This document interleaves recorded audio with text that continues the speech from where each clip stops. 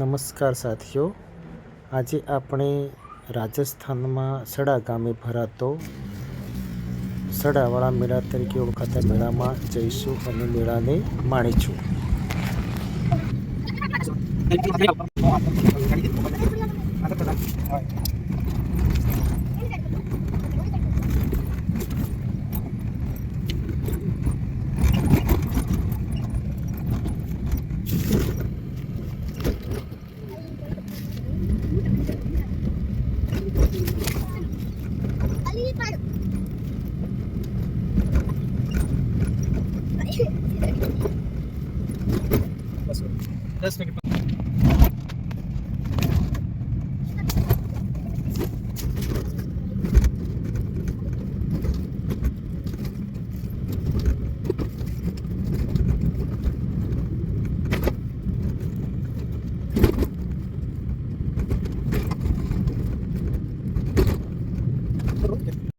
લાંબડિયાથી મેળે જતા પટ્ટવ કરીને એક ચોકડી આવે છે. ત્યાં આ તુંબરાજ બાવસી કરીને બહુ મોટા અહીંના આધ્યાત્મિક કેન્દ્રનું સ્થાન આવેલું છે.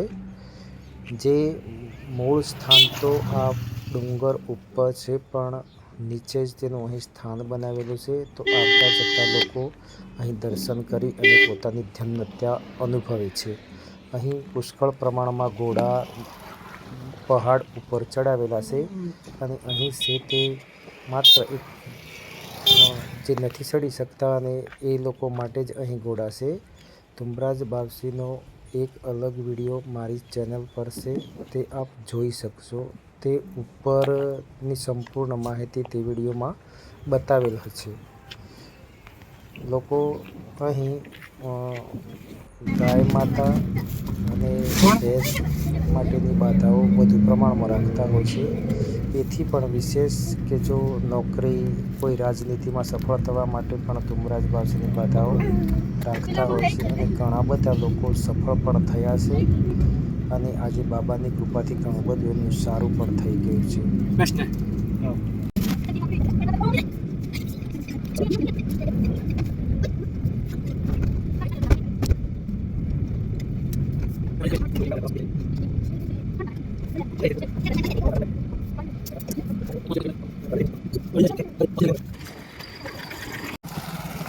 આજુબાજુ ઘણા બધા તળાવ આવેલા છે, તે પણ ચોમાસામાં જોવાલાયક હોય છે.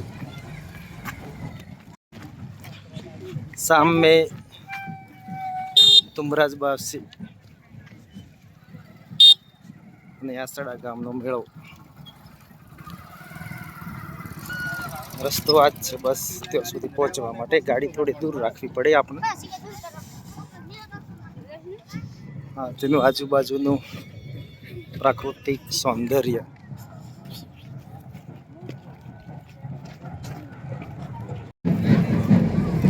આખરે હવે અહીં અમે મેળામાં પહોંચ્યા છીએ, તો આપને જે ઢોલ નૃત્ય થઈ રહ્યું છે તે બતાવવાનો પ્રયત્ન કરીશું.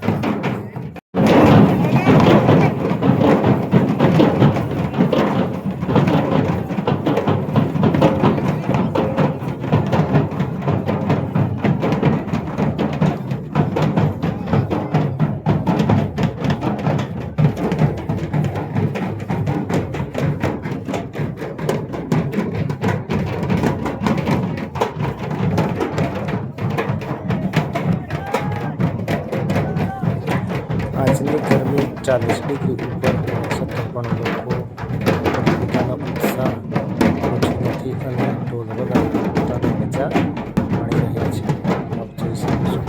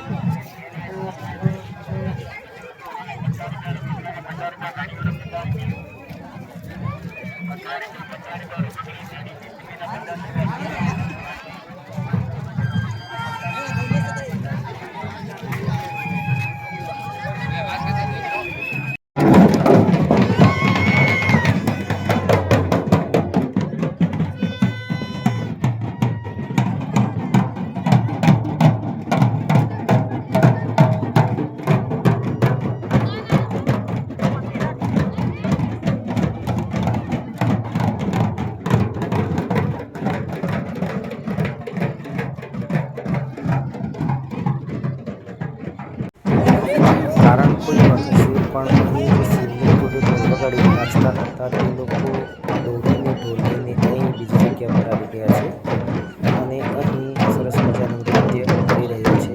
અને ત્યાં અમુક લોકો નાચતા હતા ત્યાં પણ સેજ અને આ લોકો અહીં પોતાનું નૃત્ય માણી રહ્યા છે. અહીં તેજ ધૂપ હોવા છતાં પણ લોકો બહુ જબરજસ્ત પ્રદર્શન કરી રહ્યા છે.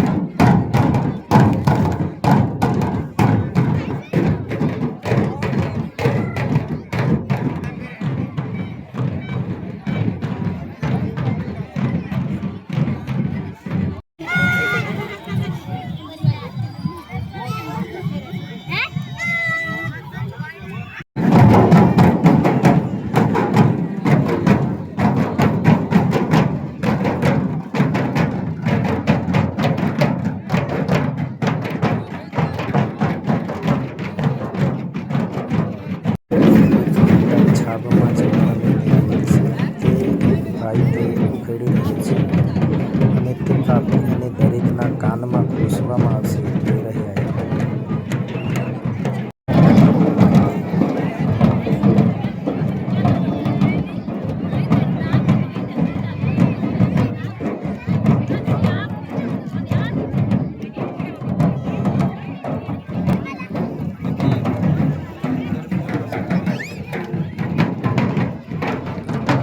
ગરમી વધારે હોવાના કારણે અહીં રહેવું બહુ જ મુશ્કેલ છે, પણ લોકો તેમની મસ્તીમાં ઝૂમી રહ્યા છે. તેમની ગરમી પણ કશું કરી શકતી નથી. લોકો જવારા ઢોલ લઈને પોતપોતાના નૃત્યનું પ્રદર્શન કરી રહ્યા છે અને જે નાના નાના વેપારીઓ આજુબાજુના નાના બજારો છે તેમાંથી આવેલા છે પોતાના ધંધાર્થે, તો તે પણ આવી ગરમીમાં પોતાનો ધંધો સરસ રીતે કરી રહ્યા છે. ઘણા બધા મિત્રોને પૂછ્યું તો જાણવા મળ્યું કે ઘણી બધી પ્રકારની વસ્તુ હતી તે ખલાસ.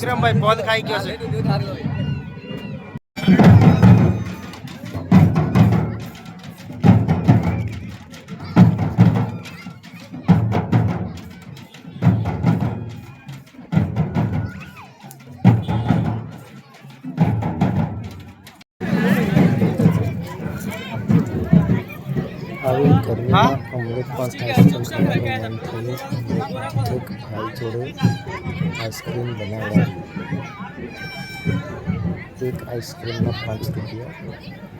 તે અમે પણ લેવાનો ટેસ્ટ કર્યો. ખૂબ સરસ આઈસ્ક્રીમ હતી. સૌ કોઈ પોતાના ધંધામાં આવતા હોય છે અને સરસ અહીં રોજી મેળવતા હોય છે. આપ જોઈ શકો છો એક વડલો છે તેની છાયા છે તેની નીચે ભાઈ ઊભો છે. પેલો એમનો એમ જ ઝંડો હતો. આ તો પાછળથી બધું પેલા ઉભેલો હતો. કાનુભાઈ પૂછી રહ્યા છે કે ઝંડામાં ચક્ર કેમ નથી? તારે મારે સ્પષ્ટતા કરવી પડે છે કે મેળો આઝાદી પહેલાંથી ભરાતો આવ્યો છે અને આઝાદી મળ્યા પછી જે ઝંડો છે તે અસ્તિત્વમાં આવ્યો હતો. તેની ફાઇનલ ડિઝાઇન થઈ હતી, માટે એ વખતથી જ આ રીતનો ઝંડો ચડાવી અને મેળાની શરૂઆત થયેલી છે.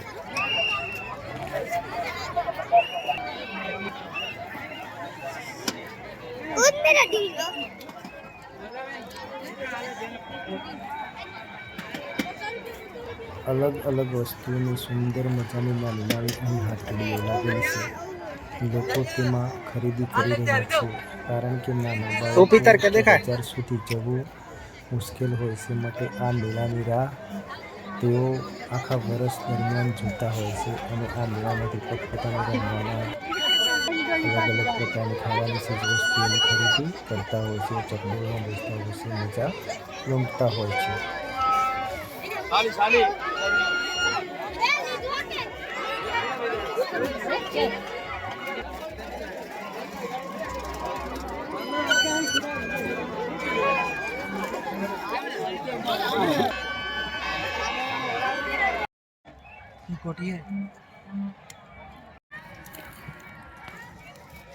આજે અમે જે તુંબરાજ બાવસીના પાસણસડા કરીને ગામ છે ત્યાં આવ્યા છીએ. તો ત્યાં સરસ મજાનો મેળો જામેલો છે, ભરાયેલો છે. અને ત્યાં કેવું છે કે ઢોલ, આજુબાજુના લોકો, આ ગામના લોકો ઢોલ લઈ અને બહુ સરસ મજાના નૃત્ય થતા હોય છે. અને ખાસ વાત આ મેળાની એ હોય છે કે અહીંયા જે શિવલિંગ છે, અને ભારતભરમાં લગભગ એવી કોઈ જગ્યા ના હોય કે જ્યાં શિવલિંગ હોય અને એને ત્રિરંગો ઝંડો ફરકાવી અને પછી કોઈ શરૂઆત થતી હોય. તો અહીંયા એક જ વસ્તુ એવી છે કે ત્યાં ઝંડો, જે અશોક ચક્ર વગરનો ઝંડો ફરકાવી અને મેળાને ખુલ્લો મુકાતો હોય છે.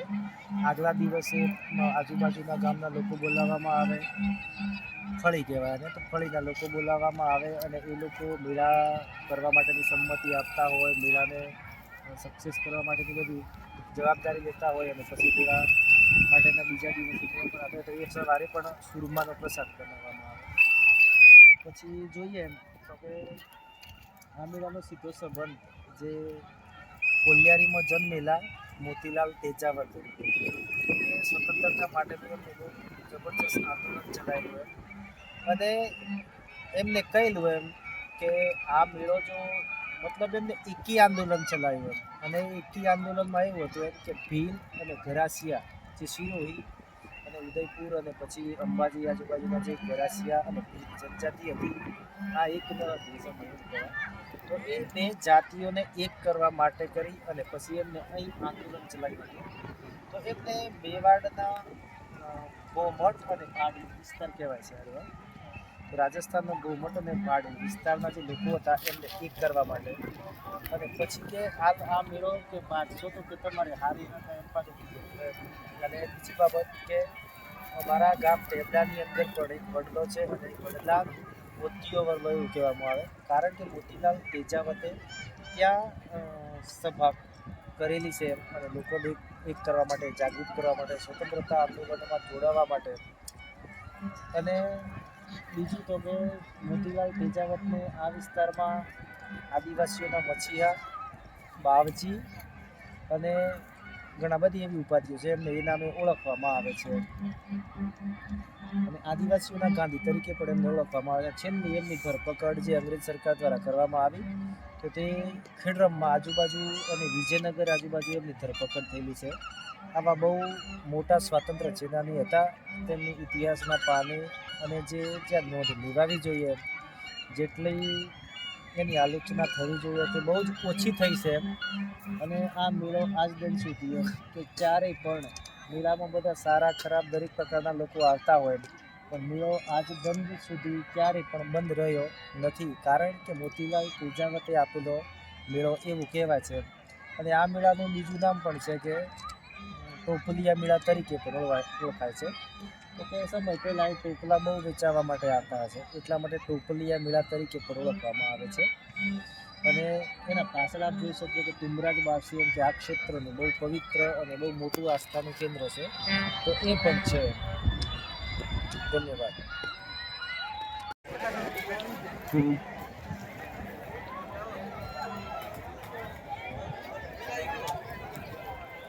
તો હવે અમે મેળામાંથી પાછા ઘર તરફ વળ્યા છીએ. અમારો મેળો હવે અહીં પૂરો થાય છે. ધન્યવાદ. અમે ખજૂરીઓના સરસ મજાના ઝાડ છે. આપ મેળામાં આવો તો પ્રાકૃતિક સૌંદર્ય જે કહીએ તે આપણને આજુબાજુનું નેચર જોવા મળશે. આ ક્ષેત્રમાં થતો નાનામાં નાનો પ્રસંગ પણ ઐતિહાસિક કે ધાર્મિક હોય છે, જે આપને બતાવવાનો પ્રયાસ કર્યો છે, જે આપને આશા છે કે ચોક્કસ પસંદ આવશે, ગમશે અને જાણકારી પણ મળી હશે તેવી હું આશા રાખું છું. આભાર.